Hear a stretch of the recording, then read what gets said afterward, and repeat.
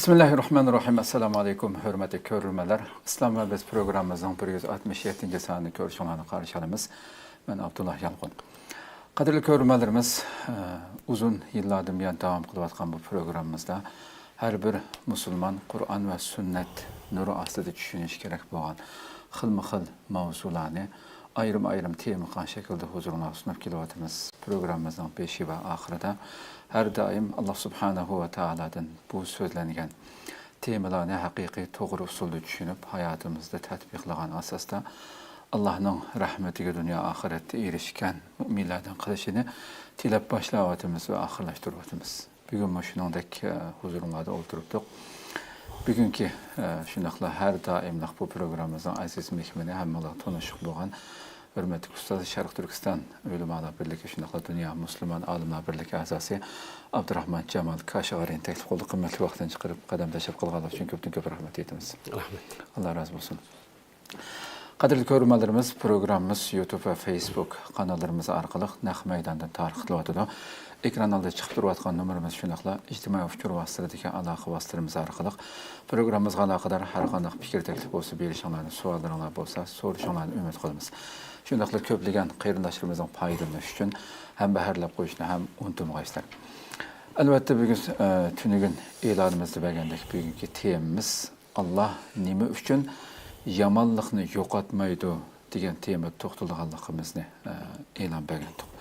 Her bir Müslüman bugün mayli biz Sharq Turkistonliklar bo'lsin, dunyodagi boshqa musulmonlar bo'lsin, atrofimizdagi nurg'un jinoyat, yomonliklar bularni ko'rgan vaqtida inson ba'zida xuddi uningga javob berilmayotgandek tuyg'uga kelib qolgan gap musulmonning zihniga albatta keladigan savollarning biri. Buni biz inshaalloh bugun vaqtimiz yetgancha to'xtalishga tirishimiz. Onda olsa başlayıp geçsek hürmetli Ustoz. Aldı bilen şu yamallık sualının yıldızı bilen bunu biraz bir içip anlayken girgen basak. Bismillahirrahmanirrahim. Cenab-ı Allah hamsına peygamberimizge dua salamlar olsun. Yamallık meselesi. Ne için bu yani yamallık var? Ne için Allah yamallıkını yok atmaydı? Diyen koşuş. Bu sualın merkezi noktası. İnsanların zihnindeki Allah'ın adaleti, Allah'ın kudreti, Allah'ın rahmi şefkatiga münasebetlik, tasavvuru münasebetlik. Hoş. Yani kişiler Allah'ın adaleti kanda qaraydı, kudretiga kanda qaraydı, rahmi şefkatiga kanda tasavvur qildi, shuningga münasebetlik bir savol. Qaraydigan bo'lsak, kundalik hayotda nurg'un azoblar, qiyinchiliklar, zulmlar, mustamlikalar, ishg'olchilik, qirg'inchilik, surgun qilish, qiynash, azoplash, o'ltirish degan o'xshash nurg'unlagan azob oqibatlardan iborat ochiq bir haqiqatlar bor. Mush ochiq haqiqatninki orqasida insonlar ilohiy hikmat nima edi? Nima uchun bu bandalarning azoblanishi, qijlanishi, turmush tashlanishi, irqiy qirg'inchilik qilinishi, surgun qilinishi, vatansizlik degan o'xshash nurg'un qiyinchiliklar nima uchun duch keldi? Buning ilohiy hikmat nima edi degan bu savol haqida o'ylanmay qolmaydi. Xo'sh. Zalimlar tarafından, yoki ishg'olchilar tarafından, yoki mustabidlar tarafından to'kilayotgan qonlar qarg'a vaqtimizda Allah yomonlik nima uchun yaratgan bo'lgan degan bu savolninki mazlumlar tarafından davomli kallasida o'ylanadigan, davomli kallasida izlanadigan bir savol ekanligini buni tushunib ketgani bo'ldi. Ham bu yomonlik degan, yomonlik masalasiga aloqador bu savol yuqorqi sebeplerden paydo bo'lgan bo'lsa-mu, mush oxirgi bir necha asr mobaynida atizmchilar yoki dinsizlar yoki xudosizlar tarafidan e'tiqodning foydasi va e'tiqodning to'g'riligidan gumonlantirishdan muqarrar qilinib qoldi. Xo'sh. Atizmchilar oxirgi vaqtlarda e'tiqodning foydasi va e'tiqodning to'g'riligidan shakllantirgan, gumonlantirgan qurolga nimani ishlatyapti bo'lsa, yomonlik nima uchun bor, yomonlik nima uchun yaratildi, mushni qurol qilyapti. Bugünkü g'arb dunyosi qarasak, yomonlik masalasi dindarlar bilan dinsizlar orasidagi bo'layotgan munozaraga eng muhim bir masalaga aylanib qolmoqda. Chunki atizmchilarning nazarida bandalarni zulmdan qo'g'diyolmagan, bandalarni qirg'inchilikdan qo'g'diyolmagan, bandalarni turli azob oqibatdan qo'g'diyolmagan bir iloh ishonishdan nima foydasi bor deb qaralmoqda. Atizmchilarningki tasavvuri bo'yicha. Bendilerini qoğdayanmagan bir ilaka nemi dep pişirimiz dep atizmchilar bunday savolni o'tirib qo'ymoqda. Hattoki bu atizmchilarning pishvalaridan bo'lgan Germaniyalik dаңlıq ateist George Bekerning qarashicha bu yomonlikning bu dunyoda bo'lganligi, yomonlikning yaratilganligi iymonning dalillarining hammasini bir taraf qila oladigan eng cho'ng kuchli dalil deb bunda xiyolmi qilinmoqda. Bu yomonlik to'g'risida bu munaqisha ya yomonlik to'g'risida bu savol, nima uchun bu dunyoda yomonlik yaratilgan bu savol Fransiya inqilobidan keyin avjiga chiqdi. Xo'sh. Buningda ilgari yo'qmi isboti. Bu savolning kelib chiqish yildizi Yunan faylasufi ipkor qadab tutishdi. Bu yomonlik masalasi to'g'risida chiqayotgan talash-tortishlarninki talash-tortish to'g'riliq bu savolning yildizi Yunan faylasufi qadimki Yunan faylasufi ipkor qadab tutishdi. Bu ipkor shunday deydi. Agar Alloh cheksiz qudratli bo'lsa, agar Alloh cheksiz ilmli bo'lsa, agar Allohninki mehr cheksiz bo'lib qolsa, yomonlik bu dunyoda nima ish qiladi? Nima uchun yomonlik yaratildi? Allah cheksiz qudratga ega bo'lgandan keyin, cheksiz bilimga ega bo'lgandan keyin, cheksiz mehr shafqat qo'ygandan keyin bu nimani yaratmasi bo'ldi yoki uni yo'qtibasi bo'ldi. Bu dunyoga qarasak, dunyoda har yerda zulm bor, azob bor, yomonlik bor. Demak, yomonlik dunyoda mavjud bo'lgan ekan, bu Alloh bu yuz berayotgan ishlarni Allohninki yomonlikning mavjud bo'lganligi, Allohning bu dunyoda yuz berayotgan ishlarni bilmaydiganligini, Xo'sh. yoki bilsimi uni to'sashga kuchi yetmayotganligini ko'rsatdi. Agar to'say deb qasimi kuchi yetgan taqdirda uni to'sqisining yo'q ekanligi, ya'ni mehribon emaski, mehr shafqatga ega emas ekanligini ko'rsatdi deb bu tasavvurlarni o'tirib qo'yishgan. Bu atizmchilarning yoki xudosizlarning yoki dinsizlarningki Allohni tushunishga eng cho'ng xatolik nadasi, bular Allohning sifatlarini 3 sifatga cheklab qo'ygan. Qudrat, mehr shafqat. Allah qadirimiz qadir, mehr shafqat. Shunday turg'uliq, nima uchun yomonlik dunyoda mavjud, nima uchun yo'q emaydi deb mushuni cheklab qo'ygan. Halbuki bular Alloh taolaninki odil sifati, odillik sifati, xohlagan ishni qiladigan iroda sifati, har bir ishni qilgan vaqtida hakimun alim sifati bilan hikmat bilan ish qiladiganligi, hikmatsiz ish qilmaydiganligidan iborat bu boshqa sifatlardan bular g'ofil qolgan. O nazarda sağıt qilgan. Shu bu sababdan bular bu yomonlik masalasini bu g'arb faylasuflari yoki g'arbning mutafakkirlari burundan tortib hozircha bu masalani dilsiz qadar yeshanmagan. Xo'sh. Bu yerda shuni bayon qilishga tegishliki, yomonlikning dunyoda mavjud bo'lganligi Allohning borligini yoki Allohning mavjud ekanligini inkor qilmaydi, rad qilmaydi. Yomonlik bor deb ham Allohni inkor qilish bu yarmaydi. Chunki yomonlikning mavjud bo'lishi yoki yaxshilikning mavjud bo'lishining Allohninki baliq bilan buning munosabati yo'q. Yomonlik bilan yaxshilikdan iborat bu narsa Allohninki bor yo'qligini isbotlaydigan emas. Allohninki bor yo'qligini isbotlaydigan narsa bu dunyo bormidi yo'qmidi azaldan. Bu dunyo o'zligidan tasodif paydo bo'lib qoldimi yoki bir yaratqush tarafidan yaratildimi? Bu dunyodagi sistem, intizom shunda o'zligidan paydo bo'lib qolgan sistemmi yoki mukammal bir sistemmi degan bu asosda Allohning bor buni isbotlan. Ham yomonlikning yaratilishi ma'lum bir nisbatlarda yoki ma'lum bir doirada bu Allohning mavjudligi isbotlanib bo'lgandan keyin ikkinchi turdagi bir masala bu. Islom aqidasiga qarasak Allohning qudrati, cheksiz qudrati mumkinat yoki mumkin ishlar doirasiga tabi.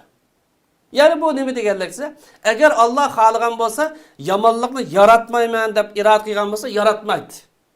Qudratni bormidi isbot. Qila olamiz, qila olamiz. Chunki Allohning qudrati cheksiz. Bu mumkin ish bo'lsa, mumkin ish. Lekin Alloh taolo uni yaratibdi. Nima uchun yaratibdi bo'lsa, chunki bu dunyoga Alloh taolo insondan iborat aqlliq bir maxluqni, insondan iborat irodalik bir maxluqni, insondan iborat tanlash irodasiga ega bir maxluqni yaratdi. Bu insonga Alloh taolo irodani, ixtiyorlikni tanlashni bergan ekan, bu insonningki bir tanlash irodasi bo'lishi lozim. Yaxshi yo'lni tanlash, yomon yo'lni tanlab boqishdan iborat. Bu tanlashga bir inson bir fursat bo'lishi lozim. Agar yomonlik bo'lmagan bo'lsa bu dunyoda, yomon yo'lga bir kirib baqish, uni bir sinab baqish, tajriba qilib baqishdan iborat bu narsa bo'lmagan bo'lsa, insonning bu dunyoga kirishining nima hojati bor? Agar insonning hammasi itoat bilan, ibodat bilan farishta sifatida yashaydigan bo'lsa, bu dunyoga kirishning nima hojati bor? Sinoq imtihon tugaydi vaqtida. Masalan, farishtalar dunyosi hammasi ubudiyat bilan itoatlarni o'tadi. Uni tanlash yo'q. Ammo inson mukarram bir maqsad qo'yganlik uchun bunga tanlash berildi. İxtiyorlik berildi. İnsanda tanlash bo'lgan ekan, insanda iroda bo'ldi. Alloh taolo bu insonningki bu ortiqchiligini e'tibor qilib, bunaqa yaxshi yo'lda mansangmi o'zingga, yomon yo'lda mansangmi o'zingga deb fahadayna najdan ikki yo'lni ko'rsatib qo'ydi. Agar yomonlik dunyoda yaratilmagan bo'lsa, insonning bu dunyoga kelishiga hech qanday ehtiyoji bo'lmaydi, imtihon sinoq degan gapning hech qanday qimmati bo'lmaydi. Ama bu g'arb dunyosida nurg'un talash tartish bo'ldi. G'arb dunyosi xristian din tadqiqotchilari bu yomonlikning mohiyat haqida tadqiq qilishning o'rniga bular Alloh yaxshi edi, yomonlik qilmaydi deblam sipab o'tab ketishdi iborat bu usulni tanlagan. Ammo islom ulamolari yomonlikning mohiyat nima degan bu masala haqida to'xtalgan, azob kelsa nima uchun keladi, buning sababi haqida to'xtalgan, lekin Alloh taolaninki pak ekanligi, muqaddas ekanligi, yomonlikni inson qasddan xolamaydiganligi, inson zulm qilmaydiganligi iborat bu haqiqat haqida islom ulamolari kengri tafsili holatda to'xtalgan aqida masalasida. İslam ulamolarining ichida mush yomonlik masalasi izlanib bir necha mana ichida birasi nima uchun Alloh yomonlikni yaratgan bo'ldi bir az kalli shak bo'lib qolgan odamlar mavjud bo'lgan. Bo'lgan bo'lsa mush yomonlik, yaxshilik masalasi haqida izlangan olimlarning, falasuflarning ichida, islom olimlarining ichida nima uchun bu dunyoda yomonlikning turi jiq, yuqori deganimizdek qiynash, o'lim, surgun, azob, bo'zaq qilishdan tortib. Mush masala haqida izlanib, hozir kallasi shak tushib qolgan, sanaq barmoqlarning bir necha adam mavjud bo'lgan. Bu ishdan kelib chiqqan necha ming o'limaning, necha million olimlarning ichida. Ammo xristian dunyosi qarasak, mush yomonlik masalasi to'g'riliq Hristiyan diniga, ya umuman g'arb diniga e'tiroz bildirib, yomonlik masalasini asos tutib, Allohning mavjudligini inkor qilib, nima kelib chiqdi deyapsa? Markes, Lenin nazariyasi, Eninkendan netizi va shuning o'xshab bima'nilik, tasodibiylik, hech qanday qimmati yo'q deydigan bu falsafalar nereden kelib chiqdi desa, g'arbninki sahasidan kelib chiqdi. Bunun asas sebeplari nereden kelib chiqdi? Fransiya inqilobidan keyin yomonlik nima uchun dunyoda bor? Allah nima uchun yomonlikni yaratgan? Mehribon bo'lgan bo'lsa buni yo'qdi va savolati, unda bo'lgan chaqda bu zotga, bu iloh ishonishdanki ahamiyati yo'q degan bu odizm ko'z qarashi bilan bu g'arb dunyosida kelib chiqqan bir ofat. Xo'sh. Amaliyotda shu izmchilar o'ttirg'i qo'ygan falsafalarning dunyoga shuni olib kelgan bilanmi? Ularning qo'lida qancha millionlagan insonning dunyoga qancha ofat elib kelganligini dunyo tarixi oldimizda turibdi. Mayli atizmchi bo'lsin, mayli boshqa izmchilar bo'lsin. Shu fikrni o'ttirib qo'yib o'z jamiyatlarida va hozirgacha millionlagan insonlar. Xo'sh, endi yaxshilik va yomonlikni qanday tushunamiz? Yaxshilik bilan yomonlik bu nisbiy masala. Ya'ni buni oddiy zohirlik bilan aytib mutlaq bütün hech qanday jafosi yo'q, qiyinchilik yo'q, unda yaxshilik yo'q. Xo'sh. Masalan, yemek içmekni deyil. Poloni misal qilaylik. O chaynaydi, oshqozon hazm qiladi, biroz jafosi bormi jafosi. Hech qanday bu dunyoda jafosi yo'q, mutlaq rohat kitobi, unda yaxshilik yo'q. Har qanday bir yaxshilikning o'ziga tushishlik qisman holatimi, uningki mushaqqati jafosi bor. Mutlaq yomonlik mavjud emas. Ya'ni Alloh yaratgan narsa hech qanday xayriyati yo'q, hech qanday bir yaxshilik yo'q, hech qanday foydasi bo'lmagan, unda mutlaq yomonlik yo'q. Dunyoda yaratilgan narsalarning ichida. Xo'sh. Masalan, bir misol qilaylik. Yanartaqni misol qilaylik. Yanartaq qo'rqinchli bir narsa. Bu yanartaq portlagan vaqtida atrofida yashagan insonlarga nisbatan ig'ir, ziyonliq bir narsa. Lekin shu zaminda yashagan kelgusi avlodlarga nisbatan zaminninki yoki tuproqninki munbat bo'lish e'tibori bilan u foydali bir narsa. Yanartaq misol. Esa o'limni misol qilaylik. O'limdan turlari chiq. Bundan so'ng mikrobni misol qilaylik.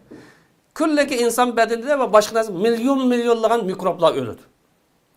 Bu o'lim shu o'lgan mikroblar uchun ziyonli. Ammo uningdan zaxmlanayotgan, uningdan ziyon tortayotgan insonlar va boshqa maxluqlar uchun u mikrobning o'lishi, yo'qolishi foydali bo'lsa foydali. Unisi mikrobmi, yaxshi mikrob, yomon mikrob, foydali, foydasiz deb umuman turiga bo'linadi. Demak, bu yerda bir yaxshilik bu dunyoda yaxshilik, yomonlik deb ikki narsaniki teng mavjud bo'lganlikni o'zidan bir yaxshilik. Nima uchun unda deymizsa? Chunki yomonlik bo'lmagan bo'lsa yaxshilikni bilinmaydi.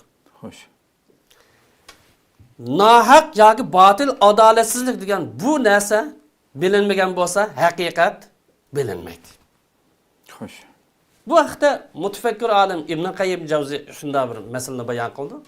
Alloh taolo yaratgan narsalarda yaxshiligi yomonligidan ko'p bo'lgan narsalar yaratildi dedi.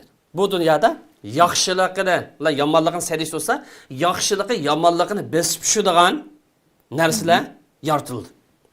Bu dunyoda mutlaq yomonlik bo'lgan yoki hech qanday foydasi bo'lmagan unda yomonlik yaratilmaydi. Chunki Alloh taolo Qur'onda xalaqalakum ma fil ardi jami'an. Huvallazi xalaqalakum ma fil ardi jami'an. Alloh sizlar dunyodagi narsalarni hammasini sizlarning manfaatinglar uchun yaratdi dedi. Foydanglar uchun yaratdi dedi. Demak biz ba'zi narsani yomonlik degan bilan oshnoda insonga ma'lum yerda, ma'lum miqdorda, ma'lum nisbatda foyda bormi, foyda bor. Agar oshno yo'lini, usuli topadisak. Xo'sh.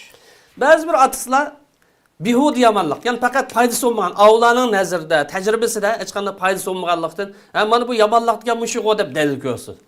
Lekin aqlni ish qilsagan vaqtda, o'ylab bakkan vaqtida bir narsaga hikmatni bilinmaganlik u narsaning foydasi ekanligini ko'rsatmaydi.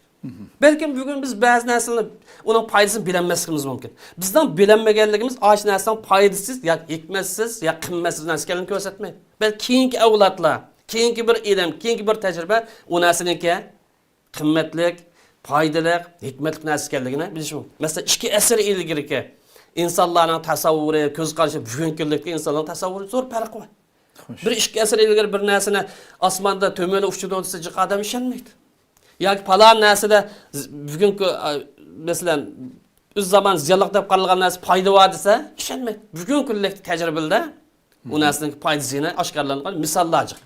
Demak biz Allohning cheksiz qudratiga ishonsak, Allohning bilimining cheksiz ekanligiga ishonsak, Allohning mutlaq kamolatiga ishongan bo'lsak, Alloh yaratgan har bir narsada hikmatning bor ekanligi, har bir narsada foydaning bor ekanligiga ishonishimiz lozim. Chunki bu oyatdan taqozosi. Vallazi xalaqalakum ma fil ardi jami'an. Sakhkhara lakum ma fis samawati ma fil ardi. Allah osmon zimindagi hamma narsani sizlarning foydanglar uchun yaratdi. Zinanglar uchun demadi. Foydalishinglar uchun. Demak, uni to'g'ri o'zining usuli bilan, metodi bilan, manhaj bilan mansaqni oshnamda foyda bor. Qaysi bir narsani tilg'aladi, hammasida bor. Demak, bu atislarning yomonlikni bahona qilib turib, Allohni inkor qilishi yoki Allohni rad qilishi bu aqliy jihatdan yoki logikalik jihatdan yoki boshqa jihatdan dalil e'tibor to'xtamaydi. Bu yomonlik bo'lganlik uchunlar bular nima ish qilsa Allohni inkor qil. Bu dunyoning barliq kelishi bir ma'nisiz, qimmati yo'q deb qaraydi. Bu e'tibor jihatdan, dalil jihatdan kuchga ega emas, kuchga egamiz.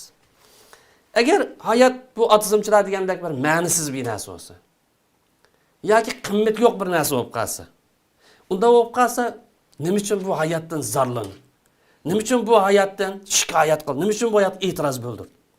Demak, bir ish onda bo'lganlik uchun yoki bu ish menda bo'lgan, ya'ni zulm bo'lganlik uchun, qirg'inchilik bo'lganlik uchun, surgun bo'lganlik uchun, azob bo'lganlik uchun deganga o'xshash bu xil shikoyatlar, bu xil zarlanish nimani ko'rsa, bir adolat o'lchimining bor ekanligi. Bir qimmat qarash tarosining bor ekanligini ko'rsatadi. Agar qimmat qarash, adolat tarosi bo'lmasa, bo'layotgan ishlar qarta hech qanday uningda nima bo'lmasa bo'ldi? Bir e'tiroz, shikoyat bo'lmasa bo'ldi. Demak, bu narsalar insonningki yomonlikqa e'tiroz bildirganligi, uni qarshi chiqayotganligi nimani ko'rsatadi desa, dunyodagi hamma narsani faqat modda bilan o'lchanmaydiganligi, faqat modda bilan emas, uningdan boshqami ma'naviyat deydigan, ruh deydigan, e'tiqod deydigan, axloq deydigan, qimmat qarash deydigan narsaning bor ekanligini isbotlaydi. Mana bu atizmchilarningki o'ziga qarshi bir dalil. Demak, bu yomonlik masalasining dunyoda bo'lganligi uchunlar buni bahona qilib turib, Allohning borlig'ini inkor qilish bu aqlga uyg'un logikalik bir dalil emas. Balki bu yomonlikning dunyoda bo'lishi bu insonning o'zining o'rnini bilish. Men bu dunyoga nima uchun keldim? O'rnim nereden nergacha? Allah meni sinagan bo'lsa, nima uchun sinab o'tdi degan, buni bilish uchun qo'yilgan bir masala. Çünkü biz nima uchun bu dunyoda yomonlik bor degan savolni so'rashdan ilgari, bu dunyoga biz nima uchun kelgan to'q? Nima uchun yaratilgan to'q degan bu savolni so'rasa, buni javobini bersa, u vaqtida bu yaxshilik va yomonlikni asonlab tushunib yetadi. Hakikaten mümin buluş bir insanın Allah'a bo'lgan iymonininki kamil buluşu, Allah'a bo'lgan imanning shubhilardan xoli bo'lishi aslida musulmonni haqiqatan nurg'un shu tashvishlardan, andishalardan, shubhilardan yiroq qilishga yetib oshadi. Deganlaridek yuqorida so'zlab o'tgan misollarda bugun fan texnik taraqqiy qilgan sari ilgari insonlar bilmaydigan nurg'un narsalar ko'z oldimizda nihoyatda shu hujjatlik filmlarni yaxshi ko'raman mana shu. Mayli dengiz ostidagi jonliqlar bo'lsin, shu hayvonotlar dunyosidagi bo'layotgan eng kichik chumolidan tortib yirtqich hayvonlarning orasidagi mojaro hamda ashna hujjatli filmni ko'rsa inson badanlari titraydi chu. Allohning shular ichidagi o'rlashtirgan sirtdan qarashga bir xil yirtqichlik, vahshiylik turgan bilan mutlaq yomon. Alloh har bir maxluqotni yaratib, shuning yashash yo'lini qanchalik hikmat bilan, qanchalik go'zal ravishda o'rinlashtirganligini bir normal bir iymoni va insonlar Allohga ya Allah bu nima degan bir go'zal bir yaratish san'ating bu deb Allohning oldida tez cho'kmay qolmaydi hamda bu isbotlab oldimizga ko'rib turgan narsa. Hamda bu yuqorida so'zlangan nuqtalardan hamda har bir yomonlikni xuddi masalan biz yaxshilikni bir tangiga o'xshatsak, biz yomonlik shu yaxshilikning yana bir yuzimi degan bir nima chiqadan bu yerdan.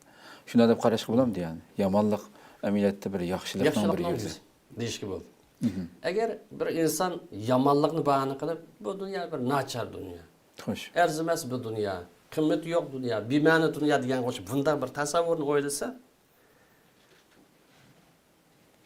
bunaqa shuncha norozilik nima uchun keldi? Agar bema'ni deb qarasa, qimmat yo'q deb qarasa, yoki nachar arzimas deb qarasa, nima uchun shunchalar e'tiroz bildiribsiz? Halbuki sen şu dünyanın bir parçası. Özün nachar olsan başka dünyanın nachar. Özün sağlam olsan, yaxşı olsan başkalarının yaxşı olur. Bir yerdeki meseleki bağırış, neydi? Asıl. Eğer biz adalet hükümünü başkalar degendek, atızımcılar degendek bir ham xiyal deb qarsa. Eğer adalet hükümünü ham xiyal deb qarsa, ondan adalet degen hüküm nereden geldi? Adalet deydiğen narsa yok bu dünyada. Hemmesi zulümden, adaletsizlikten, balay musibetten, azap oqibetten ibaretse. Bu adalet degan hukm neydi ekan? Demek adalet hukminin kelganligi bu narsaning haqiqat ekanligini ko'rsatadi. Agar adalet hukmi yoki adalet ideyasi xiyol bo'lgan bo'lsa, unda nima uchun yomonlik qarshi turamiz? Nima uchun yomonlik qarshi turish uchun u yerda bir davlat, bu yerda bir tashkilot, bu yerda bir sistema o'rnatamiz? Demek insonlar o'zining tushunchasi bo'yicha adolatni ishga oshirish uchun hammasi o'zining nazariyalar bo'yicha yomonlikka qarshi turdi. Demek adaletning haq ekanligiga, to'g'ri ekanligiga ishonamdi desa, ishonadi. Bu yerda bir savol chiqadi. Bu yomonlik nima uchun shunchalar avjab ketadi yoki nereden paydo bo'ldi degan savol chiqishi mumkin. Bunaqa osondan bir javob bergan vaqtimizda, balkim bu yomonlikninki, zulmning, adolatsizlikninki, qirg'inchilik, urush degan bu ishlarning yuz berishiningki eng chong sabablardan birisi kuchni qo'lga keltirish. Kuchni qo'lga keltirish havas bo'lishi mumkin. Mayli shaxsiylar tarafidan bo'lsin, mayli davlatlar tarafidan bo'lsin, yomonlikninki, zulmninki, qirg'inchilik va urushlarninki eng chong sabablardan birisi kuchli bo'lish havas bo'lishi mumkin. Qaraydigan bo'lsak, rahim shafqat, fidokorlik, bir to'g'ri yo'lda fidokorlik, bir oliy janob yo'lda qurbon berishdan iborat bu xil isil sifatlar materializmchilarda yoki atizmchilarda yoki faqat moddadan boshqani tonimaydiganlarda bu xil hukm yo'q. Bu xil hukm kimda topiladi desa, moddadan boshqa bir narsaga ishonadigan, ya'ni bir e'tiqod qiladigan, ya'ni bir iloh qiladigan va deydigan narsaning borligiga ishonadigan insonning bu dunyoga nima uchun kelganligini his qila olgan bu insonlarda chiqadi. Rahim shafqat, oliy janoblik, fidokorlik degan narsa materializmchilarda yoki dinsizlarda yoki azizmchilarda topilmaydi. Faylasuf Elizabeth Begovichning shunday bir so'zi bor. Dunyoga qarasak, millionlagan azizmchilar yoki dinsizlar orasidan axloqli azizmchini topa olishimiz mumkin. Millionlarning ichidan bir necha axloqli azizmchi bo'lsa tepilishi mumkin. Lekin axloqli azizm sistemasini tepishimiz mumkin emas deydi. Milyonlagan dinsizlarning ichidan azizmchilarning bir axloqli insonni topa olishimiz mumkin. Ammo axloqqa uyg'un yoki axloqli bir sistemini, qonun tuzumini topa olishimiz mumkin emas. Yoki bunday deb aytgancha yaxshilikni rad qiladigan, insonga bir foyda yetkazadigan otizm sistemasi mavjud emas. Nima ish qilsa? Bu yaxshilik degan narsa ma'naviy narsa. Bu otizm bo'lgan bo'lsa, ma'naviyatni qabul qilmaydi, e'tirof qilmaydi. Buning to'nig'ini faqatlan moddadan iborat. Şoň buningda bu fazilat, axloq, go'zallik, odamiylik, mehr shafqat, mehribonlik, ko'yinish degan bu narsalar otizm sistemasi topilmaydi. Demak, bizningki dushmanimiz tarafidan ko'rayotgan emas. Otizmchilarningki dasturdan mayli burunqisi bo'lsin, mayli hozirqisi bo'lib qolsin, mayli O'rta Osiyodagi, mayli bizning vatan Xitoylar tarafidan bo'lsa, mana bu sistemning xarakteri. Xo'sh. Axloq deydigan sistem mavjud emas. Faqat o'zining kuchini ko'rsatish, kuchlik bo'lish havsida iborat bu xil moddiy hukmdan bo'ladi. Demak, evimizni xulosalagan vaqtimizda Allohning mavjudligi yomonlikning dunyoda mavjud bo'lishi bilan yo'q chiqmaydi. Otizmchilarning bo'yicha bu yomonlik bo'lgan ekan, yomonlik yo'qolmagan ekan, unda bo'lgan chaqda Alloh yo'q deydi otizmchilar. Allohning mavjudligi bu yomonlikning mavjud bo'lishi bilan yo'qolib ketmaydi. Belki yomonlik yaxshilikning bir turi. Temiz deganday, yomonlik yaxshilikning bir turi. Chunki yomonlik bo'lmagan bo'lsa, nima bilinmaydi? Yaxshilik bilinmaydi. Masalan, azg'onlikni misol qilaylik. Fikriy azg'onlik, aqida azg'onligi, axloq azg'onligi misol. Mush azg'onlik axloqiy fazilat bo'lmasa, bilinishyapti. Ya'ni axloqiy fazilat degan bu narsa azg'onlik bo'lmagan bo'lsa bilinishyapti. Bilinishmaydi. Saxilik degan bu narsa nima bo'lmagan bo'lsa, Bexillik bir bo'lmasa. qiyinchilik, muhtojlik, kambag'allik bo'lmagan bo'lsa, saxilik maydoniga chiqadi. Shijoat, qaysarlik, botirlik degan bu narsa bir qiyinchilik, jafo mushaqqat bo'lmagan bo'lsa maydonga chiqmaydi. Demak, yomonlik bilan uning ziddi bo'lgan nurg'un narsalar maydonga chiqmoqda, to'nilmoqda, namoyon bo'lmoqda. Agar inson nuqsonsiz yaratilgan bo'lsa, hech qanday illati yo'q, mukammal yaratilgan bo'lsa, bu yuqori degan, bu saxilik deganimiz, yoki axloq fazilat deganimiz, yoki shijoat va uningdan boshqa izil fazilatlar hech qanday to'lmagan bo'ladi. Mukammal bo'lgandan keyin uningga hech qanday nimiz, yo'q illat bisira chiqmasa, epi bir yer ko'rinmasa, uning zidda to'lmaydi. Chunki har bir narsa o'zining ziddi bilan to'lmaydigan mantiqiy bir qoida bilan belgilangan. Demak, gapimizni xulosalasak, İmani aqidada yoki iymon logikasida sinoq bu hayotning bir qismi. Balki bu dunyo kelishimizni bir ma'niga ega qilgan, bir g'oyaga ega qilgan, nishonga bog'lagan eng muhim sabablardan birisi. Allah razı olsun. Hakikaten sizler abi nurgun şu insanlar işçideki misallarını söyleyip ötüler. Şu kainatta Allah subhanahu şu peyda kılıvatkan neslerini var mesela meyle ot afeti olsun, nurgun afetler var. Normalde şu her yıl yazdı buna cık körümüz haberlerde. Şu Avustralya'dan Amerika, hatta Türkiye nurgun ne 100 bin hektar yerli küp ot afeti var. Normalde biz insan bu sıfatımızla bu ne ben mesela bir afet, balay afet nurgun insanlar hatta nurgun şu ormanlar küyüp ketkende nurgun şunun içindeki bekçik aşaretmiş uşak hayvanlardan tatıp küyüp ketken hem de. Bunu hem de yamanlık dep qarayımız o sırtını. Ama ilahi Allah subhanahu ma onu kin bir şu ötken yıl mı Avustralya'da bekçoğun bir ot afeti tuğan deken. Kim bir hüccetlik filmmiş ot afeti hakkında şu ormanların her yıl ayına küyüp dünyanın oya bir yerde. Bunun qançilik bu dünyanın ekologisi üçün qançilik əhmiyyətlik işgəlligini bu bulmağan bolsa, aşında ot afeti boğa yerlərinin aldığımızdaki neçə yılın içində qanda özgürüş bulduğanlığı bu yerdə. Bu dünyanın mənfəəti üçün işgəlligi haqqında nurgun alimlarınki tədqiqatı oturulğan bir öcətlik nəsə görüb qaldım.